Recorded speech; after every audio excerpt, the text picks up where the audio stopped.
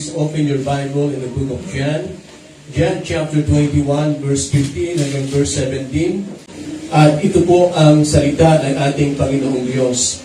Pagkakain nila, tinanong ni Jesus si Simon Pedro, Simon, anak ni Juan, iniibig mo ba ako ng higit sa mga ito?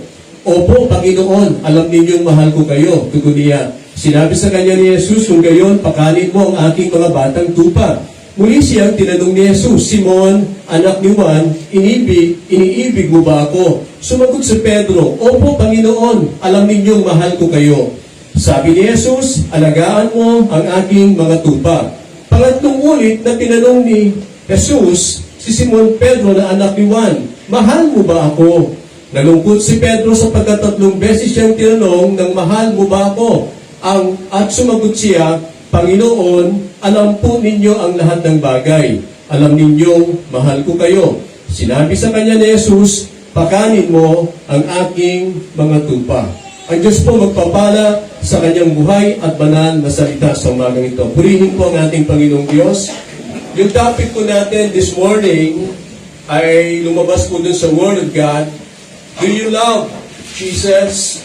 At yun po ay nakita po natin sa pamamagitan po ng katanungan po ng ating Panginoong Yesus sa katauhan po ni Apostol Pedro.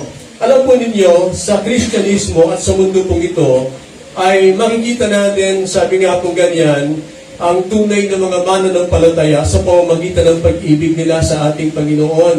At dito rin natin makikita kung ang ating buhay pananampalataya ay, sabihin po natin, talagang hindi seryoso at merong pagpapaimbabaw sa ating buhay.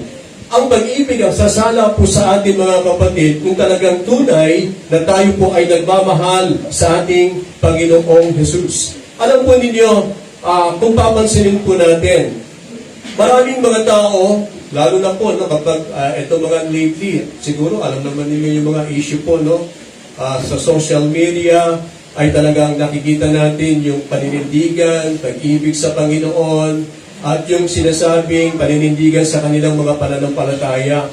At makikita natin yung response ng maraming mga tao. Kapag ikaw ay nanindigan ng iyong pagmamahal sa ating Panginoon, kapag nanindigan ka sa iyong pananampalataya, ang timano ng mundong ito ay merong tugon sa iyo. Merong natutuwa, pero konti lamang po yun. Merong humahanga, konti rin po yun. Pero mas marami ang mga hindi natutuwa at maraming mga tao ang bumapatikos dahil sa iyong paninindigan. Pero sa buhay na ito, ang pinakamahalaga po sa buhay ay walang iba kundi ibigin ang ating Panginoong Diyos. Proven na po ito Mahal tayo ng Diyos. He first loved us. At yan ay pinakita po ng kanyang mga salita. Maraming beses na pinatutuhanan po ng Biblia, may resibo, na mahal po tayo ng aming Panginoon. Pero ang katanungan po ay ito, tayo ba ay nagmamahal sa ating Panginoong Diyos? Mahal mo ba si Jesus? Do you love Jesus? Ikaw po ang makatutugon po sa katanungan po ito. Wala na pong iba. At dito po, sa pamamagitan po ng ating pong binasa sa John chapter 21, beginning verse 15 to 17, dito ay nagtanong po ang ating Panginoon. Kasi kung papansinin po natin, may mga binasa na po tayo sa Bible at pinakita po ni Jesus sa kanyang pagmamahal po sa atin. Ngayon, si Jesus ay nagtatanong po, mahal mo ba ako? Tanong ni Kristo Jesus. Alam po ninyo, kapag pinag-usapan po natin ang pag-ibig, ay mapapansin po natin ito. Una, ipinakita po dito, according to verse 15, katanungan po, does your love for Jesus put Him in first place in your heart? Alam po ninyo kapag binasa po natin, sabi nga pong ganyan, itong verse 15 sa Amplified Version, ipinakita po dito ng salita ng ating Panginoong Diyos ang mga salitang ito. Amplified Version sabi niya ngayon, so when they had finished breakfast, Jesus said to Simon Peter, ano po ang kanyang sinabi? Simon, son of John, do you love me more than this? Okay? Pero meron kayong makikitang close parenthesis dyan na pinakita po sa Amplified. Yung tanong na ito, mahal mo ba ako? Kasi yung hinihiling dito, ang tanong dito ni Jesus Christ kay Apostol Pedro tungkol sa pagmamahal, na yung pagmamahal bang ito na kung saan ay sinasabi niya kay Apostol Pedro na mahal mo ba ako? Ito ba nakapapalooban ba ito ng total commitment and devotion? Kasi yung po pinapakita po dito sa salita ng ating Panginoong Diyos eh. At kung makikita po natin dito yung pag-ibig nito ay dapat meron po itong total commitment and devotion. At kung papansinin po natin, sabi nga po ganyan, alam ba niyo, kapag pinag-usapan natin ang commitment, napakahalaga po ito. Unang-una, sabi nga po, define po yung commitment, a pledge or promise, di ba, pangako.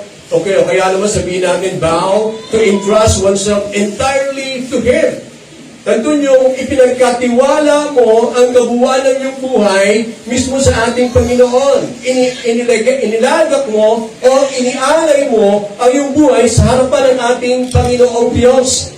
Kaya naman po, mapapansin natin, kung babasahin po natin, like for example po, Apostol Pablo, sabi niya ganyan, ipinagkatiwala niya ang kanyang buhay sa kanyang sinasampalatayanan at walang iba kundi sa ating Panginoong Jesucristo. At dahil dito, ay makikita po natin dito, may mga pangako o promise na kung saan, vow na ibinigay po sa Apostol Pedro sa harapan ng ating Panginoong Diyos. At ito po ay nakita po natin sa pamamagitan ng kanyang buhay. Kaya naman po, marami po mga salita ng Panginoon na mababasa po natin na kung saan, sabi niya, kung ako may nabubuhay sa buhay na ito, hindi na ako nabubuhay para sa aking sarili. Kundi ako nabubuhay doon sa pananampalataya sa anak ng Diyos na buhay. At yun ay makikita po natin. At meron pa mga sinasabi sa Bible na kasi sabi niya ganyan, kung nabubuhay man ako, sabi nabubuhay ako, ayon sa layunin ng Panginoong Diyos na pinagkaloob niya sa akin. At para sa akin, sabi niya ganyan, ang mabuhay ay para kay Kristo Jesus. No? At yung devotion ay pinapakita po ng Word of God kasi hinati po natin yung salita pong ito eh. Na pinakita po dito ng Amplified Version. Merong total commitment and devotion po sa ating Panginoon. And the word devotion, it means wholehearted, dedicated to God. Buong pusong inihandog, inialay mo ang iyong buhay sa Panginoon, driven by love. Ginawa mo ito dahil sa pamamagitan ng iyong pag-ibig. At ito ay pinatutuhanan mo, ipinapakita mo sa pamamagitan daw po ng pagsunod, katapatan, at paglilingkod. Kaya yun po pinapakita po ng salita ng ating Panginoong Diyos. Nung tinanong po ni Jesus Christ, si Peter, sabi niya, Simon, son of Jonah, do you love me more than this? Okay? At yan ay ipinapakita dito ng Word of God. Alam po ninyo, kapag pinag-usapan po natin ito, katulad nga po ng sinasabi po sa Biblia, ito pong hinihingi sa atin lagi ng Panginoong Diyos na siya ay ating pong mahalin. At kung papansinin po natin, yung first commandment po, Old Testament to New Testament, ipinakita po dito na salita ng Diyos. Sabi nga po ganyan ni Jesus Christ, marami nagtatanong sa Kanya, ano ba dapat namin gawin sa Diyos? Sabi niya ganyan, you shall love the Lord your God with all your heart. Hindi kalahating puso, hindi bahagi ng iyong puso, kundi ang kabuuan ng iyong puso. Isa lamang po ang ating puso, walang dalawang puso. At ang puso po natin ay dapat ilaan lamang po natin ito sa ating Panginoong Diyos. Okay? At walang ibang dapat na kung saan ay mas hihigit pa na mga bagay ng sanlibutan ito ng anuman, kundi ang Panginoong Jesus lamang po ang dapat nakaupo sa sentro ng ating puso.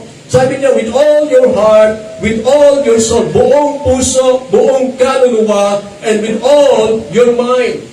Kaya pag sinabi kong talagang kapag ikaw ay nagmamahal sa Diyos, talaga namang nandun yung puso mo, nandun yung kaluluwa mo, nandun yung isip mo, laging nakatuon po sa ating Panginoon. And this is the first and greatest commandment na kung saan ay ipinapakita po ng salita ng Diyos. Alam po ninyo, sa mundo pong ito, maraming gustong umago po sa pag-ibig ng ating Panginoong Diyos. Kaya napakahalaga na ang puso po natin ito ay dapat protektahan po natin.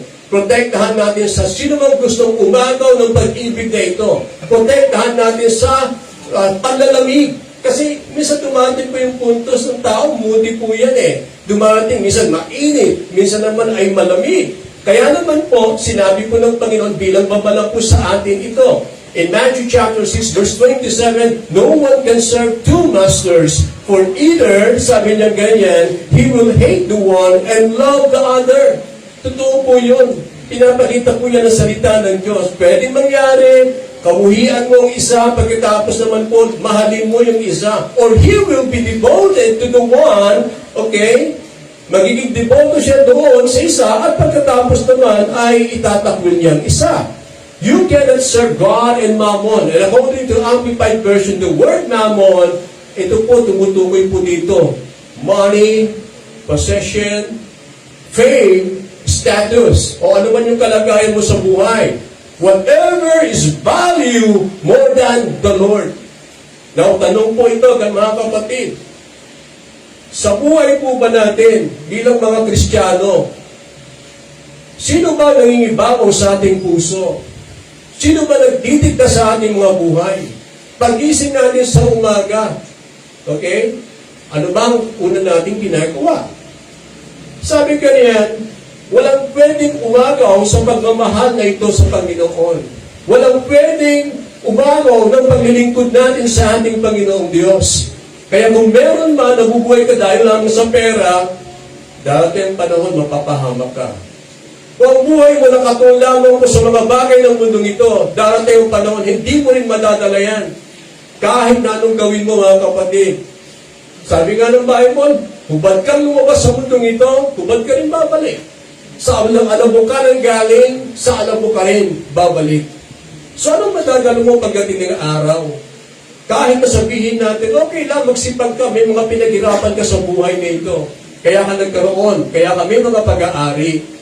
Pero lagi nating tandaan, sabi sa Bible, sabi ko ng Panginoon, makamtan mo man ang kayamanan ng mundong ito, kung mapapahamak naman ang iyong kaluluwa, walang kabuluhan ang lahat ng ito. Naintindihan po ba natin yun, mga kapatid? Okay? Kaya po sabi ganyan, nabubuhay ka ba dahil lamang sa pera? Pag nabuhay ka sa pera, magmumukha kang pera. Kaya sabi nilang ganyan ang mga tao daw ngayon, may kanya-kanyang presyo. Yung iba, ang presyo nila, mukhang 100. Yung iba, mukhang 50. Yung iba, 20. No? Merong 200. Merong 500. Merong 1,000. Anong mukha na kung saan nakapagpapaligaya sa iyo? Diba? Alam mo ninyo, money, possession, fame, katanyagan. Marami po, alam nyo sa Hollywood po, maraming nangyari ganito po Dingid po sa ating kaalaman, para lamang po sila sumikat.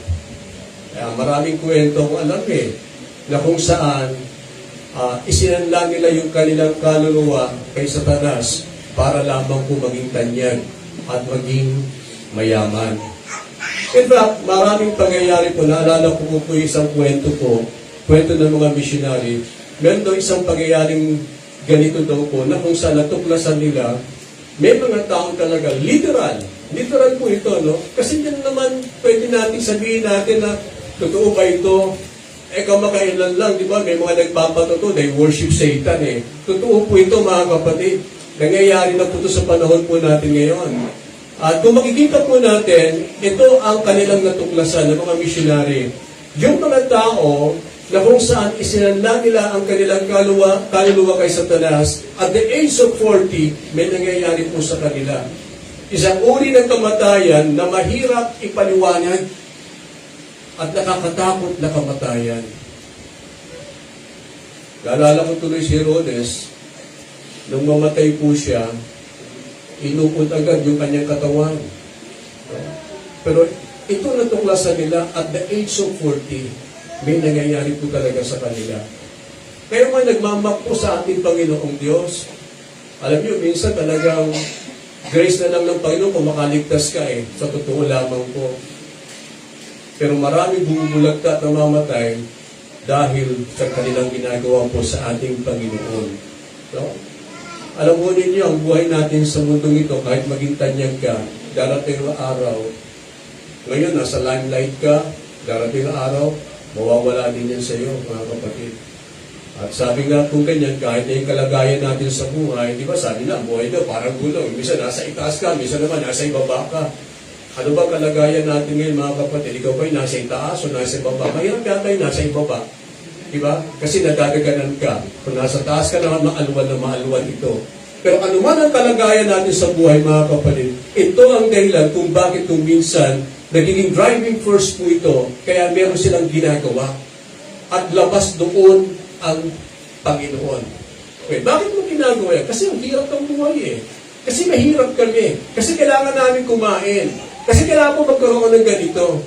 Ano bang driving force? Bakit mo ginagawa ang isang bagay, mga kapatid? Kung labas ang Panginoong Diyos sa usaping iyaan, malabo po na ikaw ay magtagumpay sa buhay.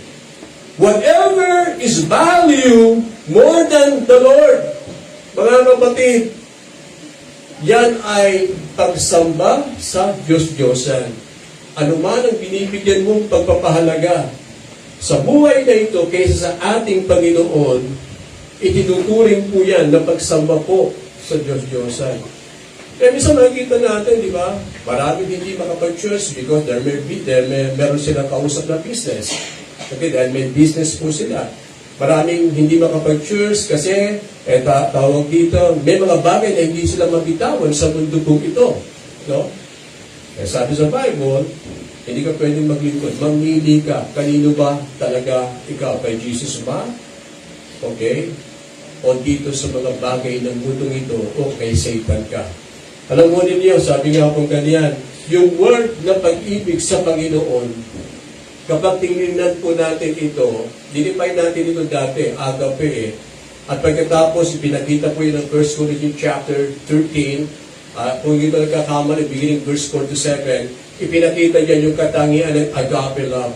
Alam ba ninyo, mga kapatid, na itong agape love na ito yung pag-ibig na kung saan kung ipinakita sa atin ng ating Panginoong Jesucristo. For God so loved the world, di ba? Ipinakita po yan, that He gave His only begotten Son.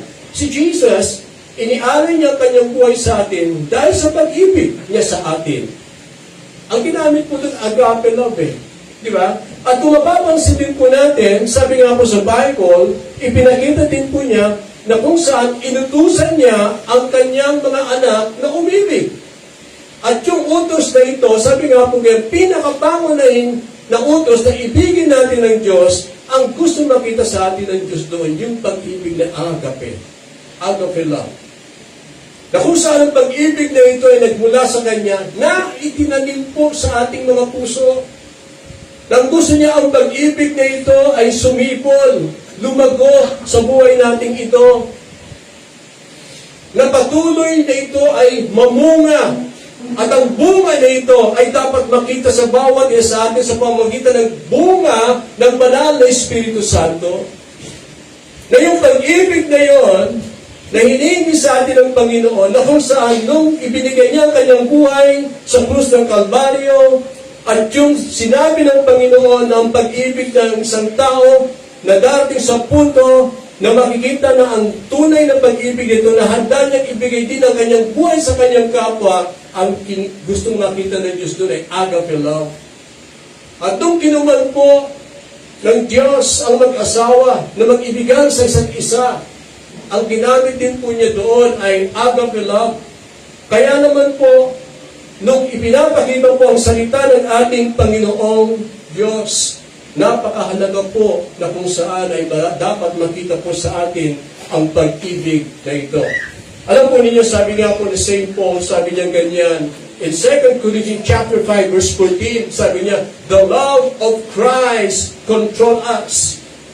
At kung titingnan po natin yung salitang ito yung pinaka-driving force, pwersa, na kung saan nagmo-motivate sa kanila upang sila ay makapagpatuloy po sa buhay na ito at sa kanilang paglilingkod po sa ating Panginoong Diyos.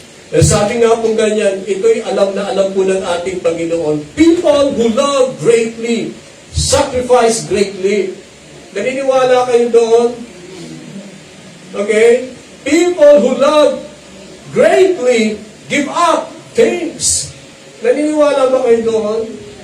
Kaya sabi nila ganyan, makapangyarihan ang pag-ibig kapag ito ay pumasok sa puso nino man. Ano po? Ano sagot po ninyo? Sinong hahamakin ninyo? Huwag niyo po akong hamakin. Sino pong hahamakin? Hahamakin natin si Kristo?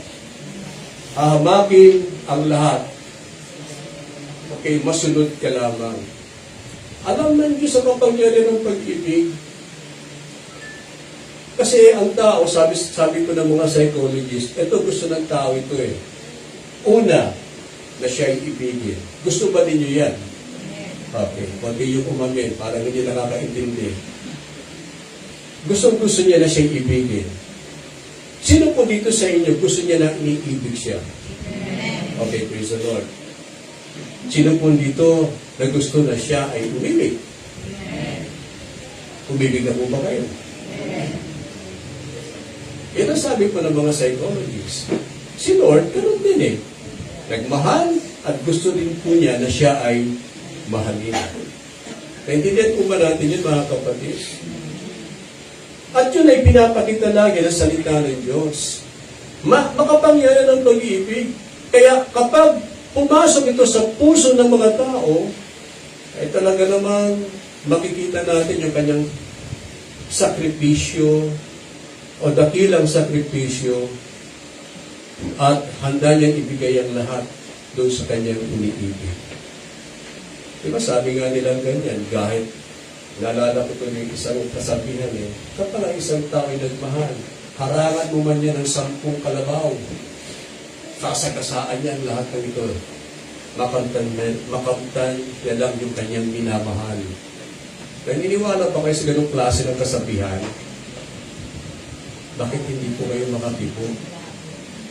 Diba?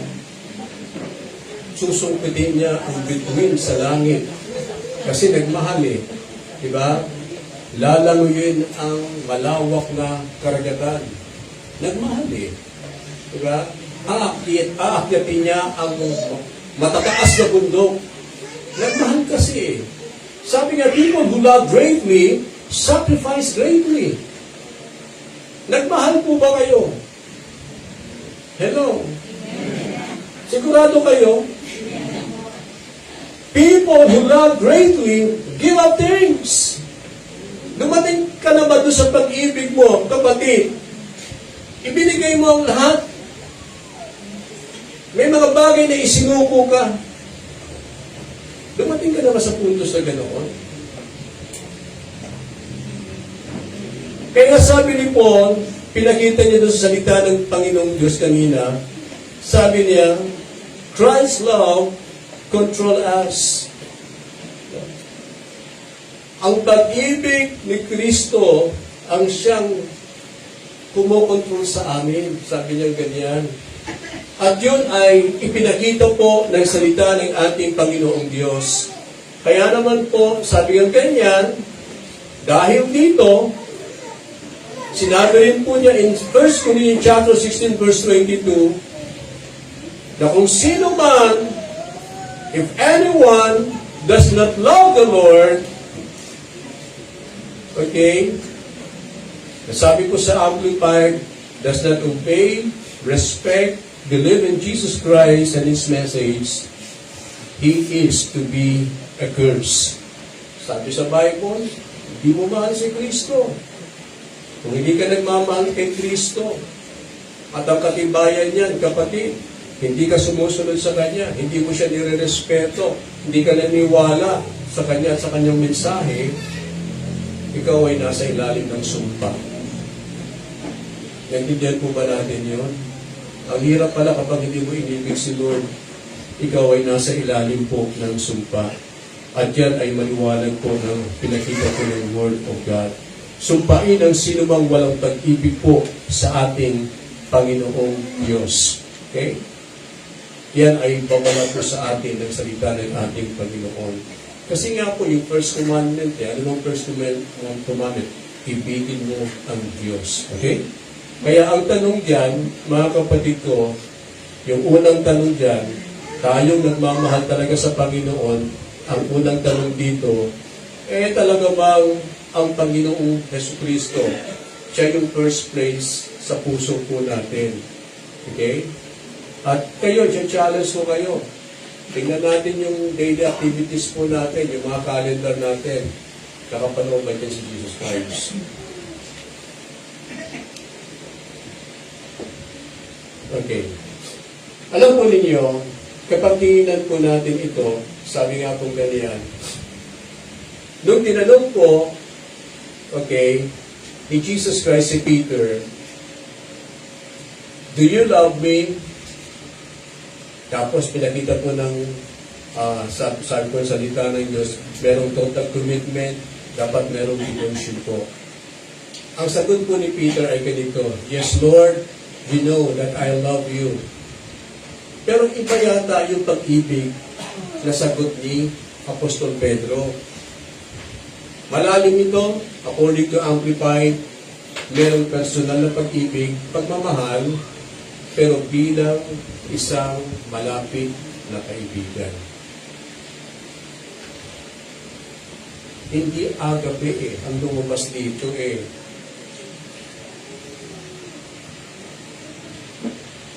At para sa iba, ang sabi dito, ang ginamit daw po dito ay phileo. Bilang isang malapit na kaibigan. At yun po ay ipinakita po sa pamamagitan po ng salita ng ating Panginoong Diyos. Ang gustong marinig ni Jesus Christ na kung saan po na iniibig kita, dapat agape love ang sagot ni Peter. Sapagkat kung makikita po natin, ang tanong na ito, lumabas ito, nung si Jesus Christ ay matapos mabuhay na magmuli mula sa mga patay. Ibig sabihin, antimanong maliwanag po kay Apostol Pedro na kung saan talagang pinatunayan ni Kristo Jesus ang kanyang pagmamahal po sa mga tao at gayon din po sa kanyang mga apostol. So, ginamit po dito sa Greek word ni Peter na sabi niya, mahal kita Panginoon, ay phileo. Pagmamahal ng isang kapatid, o kaya naman daw po brotherly love, o kaya naman po ay isang kaibigan. Kung kayo po ay tatanungin ko sa umaga pong ito kung iniibig ninyo ako, o kaya sabihin natin, balik ka rin muna natin. Okay. Kung kayo po'y tatanungin ko, okay, ano kayong klase ng pag-ibig na nais ninyong isagot sa inyo kapag nagtanong po kayo ng ganito? Iniibig mo ba ako? Anong klase kayang pag-ibig ang gusto ninyong isagot sa inyo? Katulad din po ng sagot ni Peter. Mahal kita bilang isang kaibigan, isang matalik o malapit na kaibigan, o mahal kita bilang, sabihin natin, yung pag-ibig na ito ay katulad ng definition po ng agape love. Diba? Kasi napakalalim po ng definition po ng agape love at kung makikita po natin. At maraming patunay po ang salita ng Panginoong Diyos na ito po ay pinatunayan ni Jesus ang kanyang pag-ibig po niya sa atin. Kaya naman po, dito po ay ipinapakita ng Panginoon na kung saan si Jesus gusto niyang marinig na yung sagot ni Peter ay dapat hindi bilang isang matalik na kaibigan, dahil kaibigan, kundi ito yung pusong pag-ibig na kung saan na hinihingi po ng ating Panginoong Diyos, yung tunay na pag-ibig, yung agape love. At yun nga po ang ipinapakita po ng salita ng ating Panginoon. Kaya po, doon sa pag-ibig na ito, kapag ginamit po natin ito, na mahal natin ang ating Panginoon, talaga namang meron kulang Nagmahal, pero may kulang pa rin. Diba? At yun ang sinasabi po ng Panginoon sa pamamagitan ng kanyang salita. Kasi kapag gumamit ka ng ganung sagot na iniibig kita Panginoon, ibig sabihin hindi pa rin first place si Lord sa buhay mo Diba? Kaya naman maraming mga Christian na makikita natin, yung kanilang faith, yung kanilang pagmamahal kay Lord, ay yun nga, dahil mababaw din ang paglilingkod. Diba? Dahil hindi naman kasi agape hindi buo. Kaya kung tayo, siyempre, lalo na, no, yung mga kababaihan ko dito, diba, kapag merong nagkukol sa inyo, may nanliligaw sa inyo, diba, dumadaan yan sa inyong mga pagsubok, at talagang tinitignan ninyo, totoo bang mahal ako nito? Diba, mga ganyan, diba? Ano bang klase ng pag-ibig ito na kung saan ay inuukol niya sa akin? Dumaan ba yung mga babae sa ganoon? Parang hindi kayo naligawan. Diba? Dumaan ba kayo sa punto may nanligaw sa inyo? Babae, kasi lalaki nanliligaw. Na yung mga lalaki, lalo na kung sabihin natin, ang nanliligaw sa inyo ay 5. Hilo ka dyan. Diba? Mahihilo ka talaga. Sino kaya dito sa 5 ito? Yung 2 lang, hilo na Ang masubukan niya. Ano bang klase ng pag-ibig na sinasabi nila? Yung mga babae dyan, kayo ba yung nagkaroon ng ganoon na karanasan at pagkatapos ay dumaan sila? Na sinunod yung mabuti kung yung klase ng pagmamahal ito bago nyo binitawan ang inyong matatamis na oo, matamis man ang oo. Talaga namang matamis po yun Hello, church. Okay? Dumadaan sa pagsusuri. At dito, nakita ni Jesus Christ, hindi ang klase ng pag-ibig kaya ang hinihingi ko, Pedro. Kasi hindi pa rin buo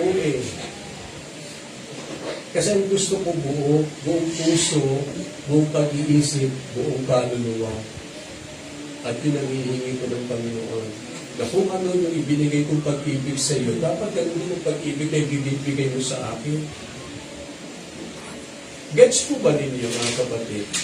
Ulitin ko yung word, kung ano yung pag-ibig na ibinigay ko sa iyo, dapat ganun din ang pag-ibig na ibinigay mo sa akin. Kung buo, sana walang kulang, pagbalik. Diba? Totoo yung binigay ko sa iyo. So dapat maging totoo ka rin na ibibigay mo rin sa akin. Ganyan tayo bilang mga tao, di ba? Kapag nakaranas ka ng pag-ibig na hindi totoo, natutuwa ka ba? Kapag nakaranas ka ng pag-ibig na merong kulang, para sa iyo, kompleto ba definition mo dito, pag-ibig na ito? Di ba? Hindi naman. So ano man yung binigay Jesus Christ sa atin, agape love, dapat ganun din po bigay natin kay Jesus. At ngayon si Jesus nagtatanong, mahal mo ba ako? Eh sabi niya, bilang kaibigan, bilang malapit na kaibigan. Kaya naman, mapapansin natin sa pag-uusap na ito, siyempre si Jesus Christ, alam niya Pero hindi pa rin niya nirebuke si Peter. Mahal niya si Peter Diba?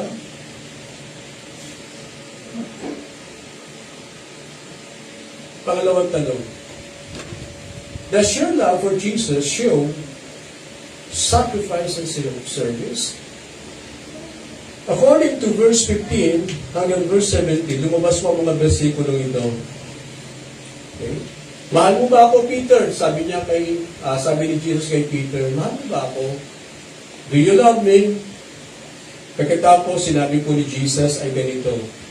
Verse 15, feed my lambs. Pakanin mo ang mga batang tupa. Tapos, sinabi niya, shepherd my sheep. Okay? Pangalagaan mo, pagpastulan mo yung aking mga tupa. At pangatlo, verse 17, feed my sheep. Pakanin mo ang aking tupa o mga tupa. Alam po ninyo, sabi nga pong ganyan, Dito ay ipinakita ng salita ng ating Panginoong Diyos ni Jesus na meron siyang command kay Apostol Pedro. At mapapansin po natin, sabi nga po ganyan, alam ba ninyo, ang tunay na pag-ibig, sabi nga po ganyan, may nagsabing ganito, love for Jesus is the foundation for serving Him. Kaya kung mahal mo ang Panginoon, paglilingkuran mo siya. Pinaka-foundation po yan, pag-ibig. At yung resulta ng iyong pag-ibig ay paglilingkod. Amen? Nakakita ba kayo na umibig, ng isang taong umiibig na hindi naglingkod? Nakakita ba kayong gano'n? May mga nanliligaw eh. Mahal kita. Tapos hindi naman naglilingkod.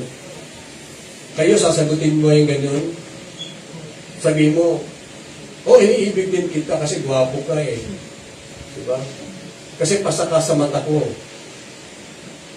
Nakakita ba kayo nagmahal na hindi naglingkod? Ang tanong ko po sa inyo. Isa sa panliligaw ako. Nanligaw din ako. Sa panliligaw ko, hindi pwedeng walang sakripisyo. May sakripisyo eh. Di ba? Kakanin mo na lang, ibibigay mo pa sa kanya. Nangyari pa sa inyo yun. Pumapasok siya sa isip mo, pinapasalubungan mo siya. Tama? Nangyayari pa sa inyo yun? O walang pasalubungan? Okay? May sakripisyo. Kahit gano'ng kalayo, travel ka, makita mo lamang siya. Pero bang ganon? Kasi panahon namin, wala namang cellphone. Naintindihan mo ba yung panahon namin? Ngayon nakikita na kayo sa pamamagitan ng CP, di ba? Cellphone, may cellphone. Buksan mo lang yung messenger mo, may message.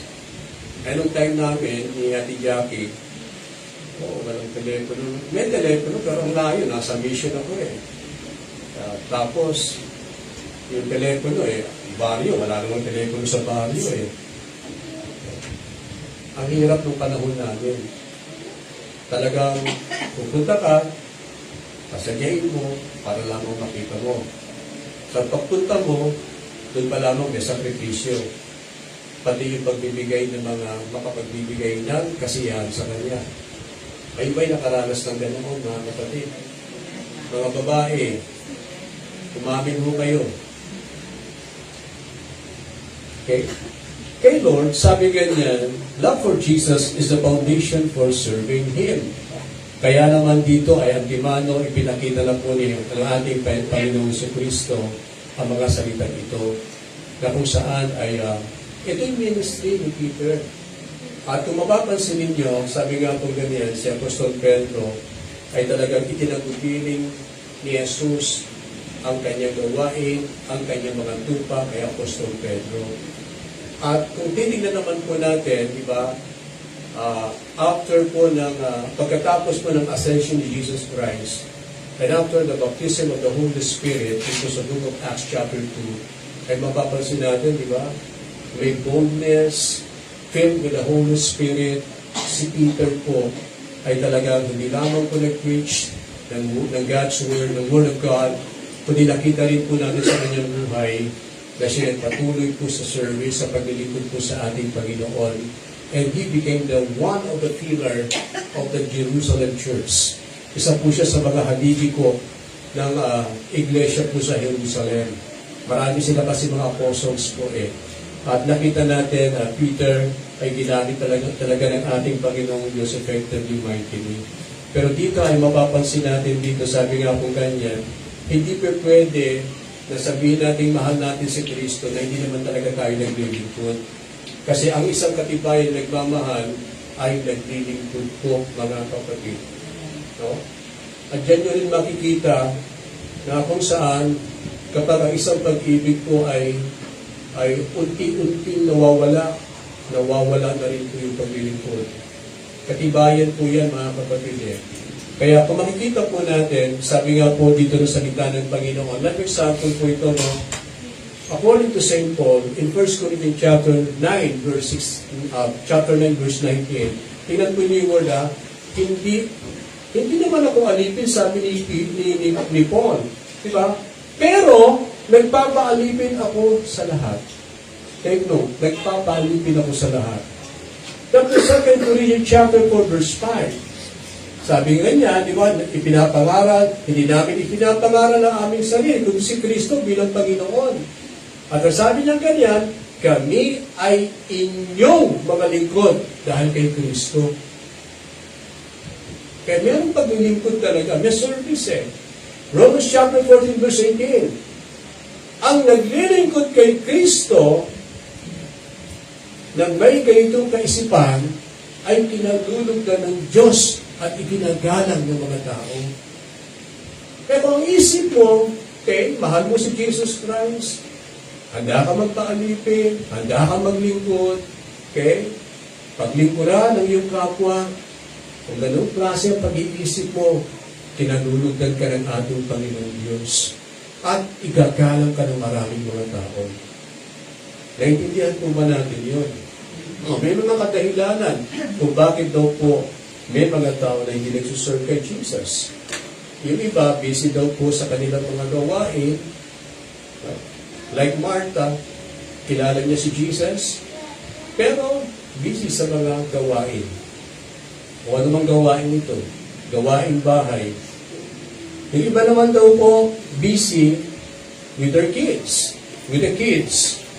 At kung mapapansin natin, marami nga po, minsan hindi makapag-church, okay, hindi makapag-serve kay Jesus Christ, kasi maraming mga anak. Hihiling ka ng partner mo sa buhay. Lord, bigyan mo ko ng partner. Tapos, pagkatapos noon, bigyan mo ko ng anak. Kung magka-anak, pasensya ka na, Lord. Hindi ko maiiwan yung aking mga anak. Nangyayari po ba? Nangyayari. Naalala ko tuloy isang lola eh. Sabi niya ganyan, sabi ko ng mga bata, ang kanyang anak, kasi may asawa, tapos may anak na eh. Sabi niya sa kanyang lola, sa kanyang nanay, no? Sabi niya ganyan, Nay, alagaan mo na ang anak kong ito, pupunta lang kami ng church. Dumating doon sa point, sabi ng nanay, ang gusto lang ninyo kayo mag-church? Paano naman ako? Sabi niya ganyan. Paano ako lalago sa aking pananampalataya? Kaya gusto naawa ko sa mga nakikita ko mga senior. Hindi na talagang graduate eh.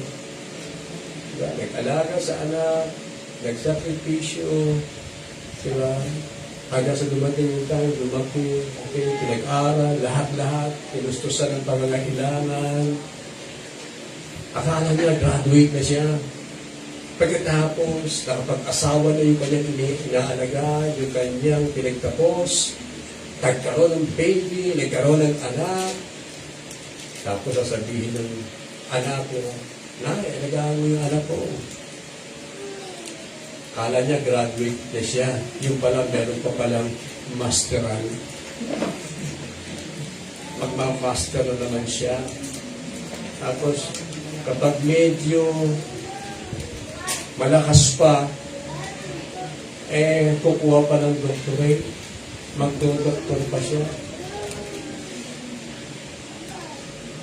Sino po mga senior dito? Konti lamang po. Pagpalain po kayo ng Panginoon. Amen. Sana huwag na po kayo mag-master.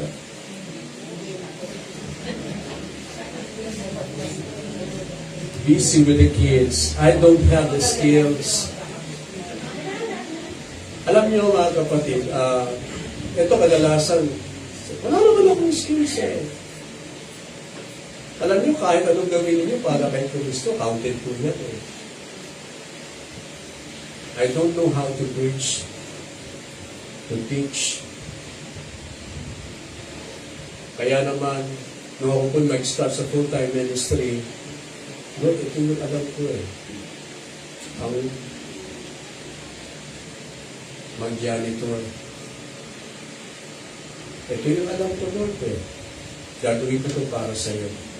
Kaya po ako naging janitor sa church. Dinilinis ko po yung church. Kapag merong service, inaayos ko yung mga bangko, naglilinis simbahan. Pagkatapos po yung service, nililigpit yung mga gamit. So, ganun na yung trabaho ko po nung una. Tagahugas ng mga plato ng mga full-timer, ng mga naglilingkod din po sa Panginoon. At minsan, natasan na magluto sa mga full-timer. Pero yun, masaya ako dahil ginagawa ko yun para kay Kristo. Pero hindi ko naman iniisip na darating po ako sa puntos na ganito. Kasi sa totoo lamang po ayaw ko ng pastor. Isipin mo, kung 10 ang miyembro mo, kailangan meron ka 10 pag-uugali. Dapat flexible ka. Naintindihan po ba natin yun? Dapat kaya mong abutin ng bawat isa. Yung iba sabi niya, wala kang skills. Meron kang skills. Tuklasin mo. I don't know what gifts God has given me. Alam niyo yung gifts, tungkulin ng isang tao, ng isang Kristiyano, na tuklasin ko naman yung kaloob sa kanya ng Diyos. At hindi mo matutuklasan yan hanggang hindi ka pumapasok sa ministry. Naintindihan po ba natin yun? Pansinin ninyo, bakit merong naunang nahuli? Kasi, kung kampante na sila doon sa nakilala niya si Kristo Jesus, o nga, nauna sila. Pero ayaw naman magpagamit sa Diyos. At hanggang ngayon, hindi nila matuklasan, ano bang kaloob sa akin ni Jesus Christ? Eh, sabi na sa Bible, sabi ni Apostol Pablo, lahat kayo pinagkalooban, may kaloob kayo. Walang hindi pinagkalooban sa atin dito. Lahat tayo may kaloob. At develop po yung kaloob na yun, at lumalago din po yung mga gifts na yun, natutuklasan mo, habang ipinapagamit mo ang buhay mo sa ating Panginoon. Pero baka nag-stop ka, wala na. Wala ka na matutuklasan pa.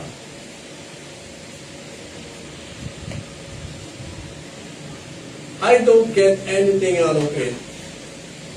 Eh, isa, sabi nga nila, ano bang mapapala ako dyan? Wala naman ako makukuha dyan. Marami kang makukuha dito, mga kapatid. Pag nag-serve ka kay Jesus, marami kang makukuha. Benepisyo ito. Akala mo, walang pakinabang? May pakinabang ang lahat nito. Iba naman, sabi niya, I offer to serve, but I felt unachieved. Sinubukan na nila, pero nangyari, parang bagang, hindi naman tanggap yung ginagawa ko sa sakripisyo, hindi naman tanggap yung ginagawa ko. Kaya, ang nangyari, huminto na sa paglilingkod. Lagi natin tandaan ito, hindi naman tayo men-pleaser di ba? Salamat, kung may magpasalamat sa iyo kapag ikaw ay nagturo.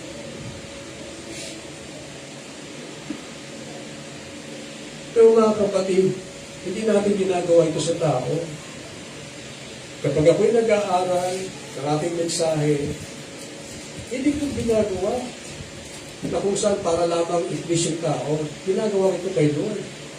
Kaya minsan meron kaming salita na ganito Sagasaan kung sino mo sagasaan. Pero dahil ito pinapasabi mo, Lord, dapat mong gawin ito. Kaya nga wala naman natuwa sa mga propeta pero marami gusto maging prophet. Akala nila madali yung ang office na ito, ang gift na ito. Yung mga propeta nung araw, hindi kinalugan ng maraming mga tao. Nakala natin sa panahon natin ngayon na kapag sinabi mo daw, say it, the Lord of hosts, akala ba ninyo maraming matutuwa sa inyo? Ayun na lamang po sa mitang nag-resign ako Di ba? Pinag-resign ako ng Panginoon. Marami na hindi natutuwa dyan. Pero, binalatan ko yung klase ng salita. Ano bang magagawa natin kung pinag-resign siya ng Panginoon? Ano bang magagawa natin kung hindi po siya ng ating Panginoon? Sabi niya, sige, mag-resign ka na dyan. Wala tayong magagawa yun. Labas tayo doon. Pero patikusin ang ganyung klase ng mga paninindigan, sa totoo lamang ito, mahirap magsalita. Kaya ako po'y mag-resign sa trabaho mo, maraming diniwala sa akin. Hindi kayang tanggapin ang pamilya ko. May mga natuwa na nakakaintindi. Mas marami ang hindi natuwa. Kasi ang tingin nila, sabi nga ng isa kong kapatid, sinayang mo ang buhay mo. Tingnan ko nga siya, sinayang mo ang buhay mo. Kasi yung kapatid ko ito, gusto niya akong ipadala sa Japan para magtrabaho doon. Siguro, para maging Japanuti.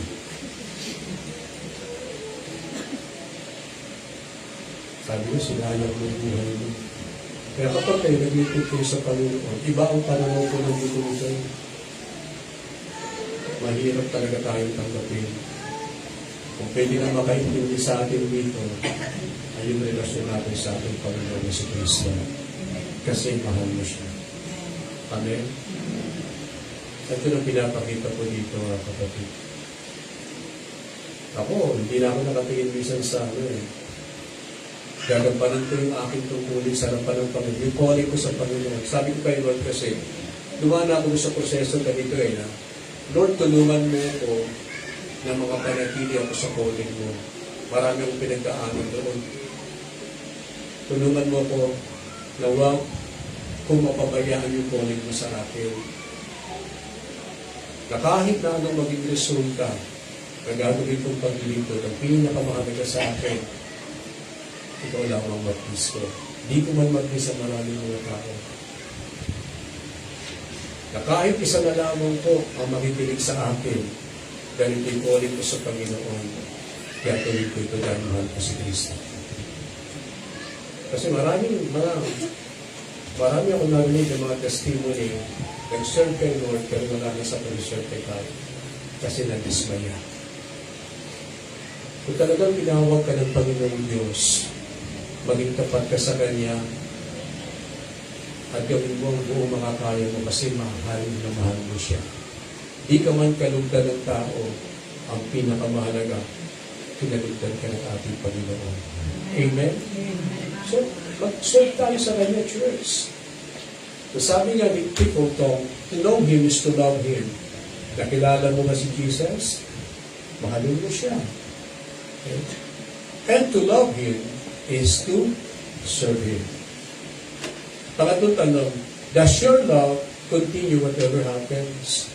Alam po ninyo, dito po pinakita po sa Word of God, verse 18 to 21. Sinabi po ni Lord ito, practice ito kay Peter. Sabi niya ganyan, pakatandaan mo, Pedro, nung bata ka pa, sabi niya ganyan, ikaw ang nagbibihis sa iyong sarili at pumupunta ka kung saan mo gusto. Ngunit pagtanda mo, iuunat mo ang iyong mga kamay at iba ang magbibihis sa iyo at dadalhin ka kung saan hindi mo gusto. Sinabi niya ito upang ipahiwatig kung paano mamamatay si Pedro at kung paano niya duhati ang Diyos. Pagkatapos sinabi sa kanya ni Jesus, sumunod ka sa akin. Alam po niyo, talaga namang ipinapakita dito mga kapatid ko na kung saan pinramis ni Jesus Christ kung anong mangyayari kay kay Pedro. Kaya po, dito ay maliwanag ko yung sinasabi ko ng salita ng ating Panginoong Diyos. Alam niyo si Peter, bagaman merong promise sa kanya kung anong mangyayari sa kanya at kanong klase ng kamatayan na kanyang tatanggapin. Kaya alam niyo, kapag binasa po niyo yung life ni Peter, ay talaga namang maraming mga pagbabanta sa kanyang buhay, pero sumulong pa rin po siya. Okay? Kahit ano matitinding pagsubok na dumating, sumulong pa rin po si Apostol Pedro. Kasi, alam niyo, isa lamang lengguwahe nila eh. Sabi nilang ganyan, mabuhay kay Kristo at mamatay para kay Kristo. Isa lengguwahe eh. Okay? Para sa kanila, ano bang pagkakaiba? Ito, buhay mo kay Kristo, kamatayan kay Kristo pa rin. Kasi pag namatay pa rin, may reunion na tayo sa Kanya. Tapos na lahat ng paghihirap natin dito sa mundo ito. Di ba? At yun talagang lengguwahe ng mga mananampalataya. Kaya naman po, mapapansin natin sa life po ni Peter, ay makikita po natin ito. At kung mapapansin natin yung kanyang dedication kay Lord, maraming pagbabanta sa kanyang buhay, sumunod pa rin siya. At katulad ng kanyang winika, sinabi rin po niya sa 2 Peter chapter 1 verse 14, sabi niya, I know that I will soon be leaving this body. Alam ko, sabi niya ganyan, iiwan ko rin ang katawang lupang ito. Our Lord Jesus Christ has told me this. So binigyan niya ng confirmation ito tungkol sa sinabi sa kanya ng ating Panginoon. At alam niya, Pastor Pedro, kung paano po siya mamamatay. Kaya naman po, ayon po daw po doon sa kasaysayan, sa church history, ganito naging kamatayan po ni Peter. Kasi ang gusto mangyari sa mga Kristiyano noon, ipako sila sa krus. Katulad nangyari kay Jesus Christ. Tinanggihan ito ni Peter. Para sa kanya, hindi siya karapat-dapat. Na ganung klase rin. Na kung ano nangyari kay Jesus Christ, ganun din ang gagawin sa kanya. Kaya naman binaliktad yung krus. Yung ulo niya, nasa ibaba, pagkatapos yung kanyang mga kamay nakaunat. Di ba, sabi ko sa Bible, sabi niya, pagtanda mo, iuunat mo yung mga kamay. Okay? At iba magbibigay sa iyo at dadalhin ka saan mo o kung saan hindi mo gusto. Okay? At yan ang klase ng kamatayan po nangyari po kay Peter. Alam niyo mga kapatid, maraming Christian, welcome, bakit tayo nag-usapan po, no? Ito yung pinakatama na yung takot ng maraming mga tao pag pinag-usapan ko ang kamatayan. At yun po ang katotohanan. Pero si Jesus Christ, nag-teach sa atin about death. No? At tayo binigyan ng pag-asa. Dahil alam natin, dapat itatak po natin sa puso't isipan po natin ito. Ang buhay natin sa mundo ito ay pansamantala lamang. At darating na araw, pupunta tayo sa Panginoon. Kung sa Panginoon po talaga tayo pupunta. Mahirap ang mapahamak. Everlasting, mapawalay ka kay Jesus, o everlasting na makasama mo si Jesus Christ. Kaya naman po, mahalaga tayo bilang mga Kristiyano, sabi nga po ganyan, na kahit lalong mangyari, ay dapat tayo po'y nagpapatuloy na nagtitiwala sa Panginoon at patuloy po tayong sumusunod sa ating Panginoon. Amen po ba tayo roon? Last. Sabi ganyan, the chief end of loving Jesus is being obedient to Him. Kaya kung mahal mo ang Panginoon, mga kapatid, patuloy ka dapat na sumusunod sa Kanya. Na kahit na anong mangyari, kahit may pagbabanta sa buhay mo, kahit na dating sa punto na ikamamatay mo, ang pinakamahalaga at pinaka-importante sa buhay ay walang iba kundi mahalin si Jesus. Amen?